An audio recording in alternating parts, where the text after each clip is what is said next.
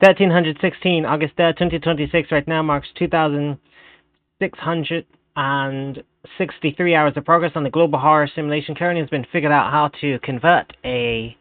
point in 3D space into a UV in order to access a voxel texture and be able to manipulate the fog of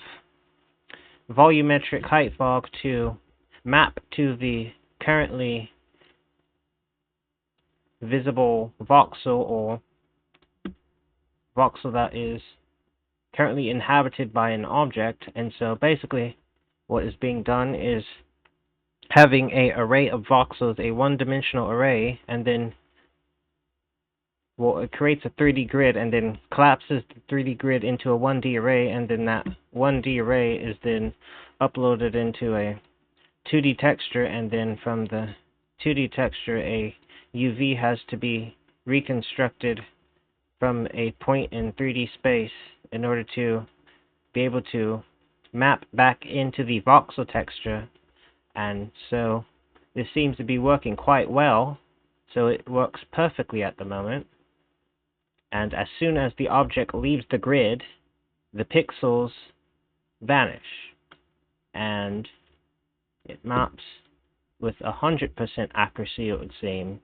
And so going outside the grid in any direction, the fog dissipates, which should be very good for implementing 3D fog of war within a grid. And basically, just as a stress test, it can be seen how this works with even more voxels, such as around 1,000.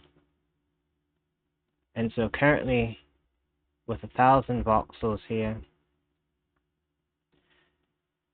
the performance can be looked at, and yeah, that still seems to be working quite well. And going outside the grid, it still goes out perfectly. And so the intention going forward, now that it's finally been figured out how to be able to have pixels of volumetric fog calculate which voxel in a 3D grid they belong to, the intention going forward is to create fully three-dimensional fog of war in Unreal Engine